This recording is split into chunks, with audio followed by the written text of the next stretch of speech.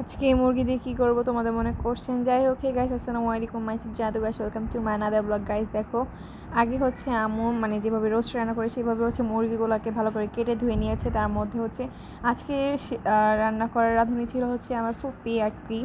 এখানে হচ্ছে হলুদের গুঁড়া, মরিচের গুঁড়া, লবণ দিয়ে দিল সব পরিমাণ মতো। এটা হচ্ছে তারপর একটু লেবুর রস দিয়ে এটাকে একটু ঝাঁকিয়ে নিয়েছিল হাত দিয়ে না মাখিয়ে ফুপি।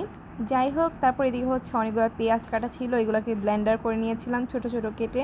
আর ওদিকে হচ্ছে মুরগিটা ম্যারিনেট করে রেখে দিয়েছিলাম, প্লাস পেঁয়াজটা একদম মিহি করে ব্লেন্ডার করতে হবে। তারপর এদিকে এই যে আমরা যেহেতু বাঙালি, আইসক্রিমের বাটিতে অবশ্যই আদা রসুন বাটা থাকবে। আর এদিকে হচ্ছে বাদাম ব্লেন্ডার করে নিয়েছিলাম, এই যে তোমাদেরকে দেখিয়ে দিচ্ছিলাম।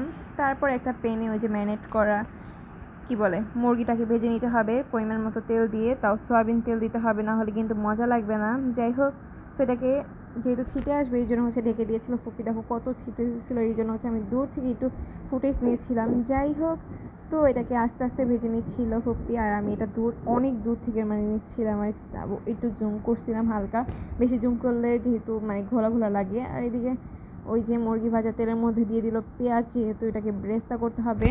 আর আজকের ভিডিওটা অনেক বড়, আর এখন মাত্র তাকে দেখলাম যে মাত্র 1 মিনিট 21 সেকেন্ড হয়েছে।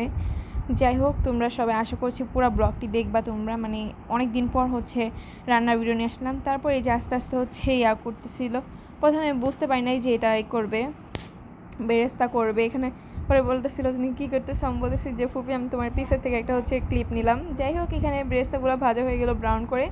তারপর ব্রেস্তাগুলো উঠিয়ে কিছু ব্রেস্তা ছিল, আর ওটার মধ্যে হচ্ছে ওই যে পেঁয়াজ ব্লেন্ডার করা, তারপর আদা রসুন পেস্ট দিল। এখানে পরিমাণ মতো দিতে হবে আর কি। তো দিয়ে এই যে কষিয়ে নিচ্ছিল। তারপর এই তো কষাতে কষাতে আমিও কিছু ক্লিপ নিলাম। তারপর এদিকে হচ্ছে যা যা লাগে আর কি একটা মুরগির মাংসতে সেগুলো দিয়ে দিল।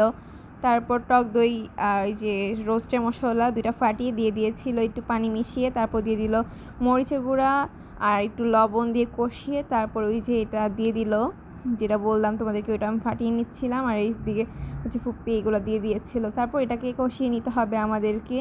তারপর হচ্ছে দিয়ে দিল ওই যে ভাজা মুরগিগুলো আর কি, তো ওইটা দিয়ে একটু কষিয়ে নিতে হবে। তো মশলাটা কষানোর পর মুরগি দিয়েও কষিয়ে নিতে হবে। তারপর দিয়ে দিল ফুপির দুধ, তো টক দই কিন্তু দিয়েছে, এটা তো বললাম আর কি।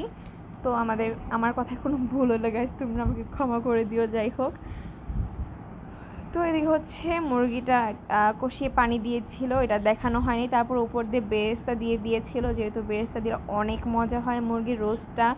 তারপর হচ্ছে এটা ঢেকে দিয়েছিল পানিটা শুকানোর জন্য। তারপর এই যে খাওয়া দাওয়া শেষে আমি তোমাদেরকে একটু দেখাচ্ছিলাম, সাথে বিরিয়ানিও রান্না করা হয়েছিল। আজকে ভিডিও পর্যন্তই। ভালো লাগলে লাইক কমেন্ট শেয়ার করতে ভুলবেন না। বাই।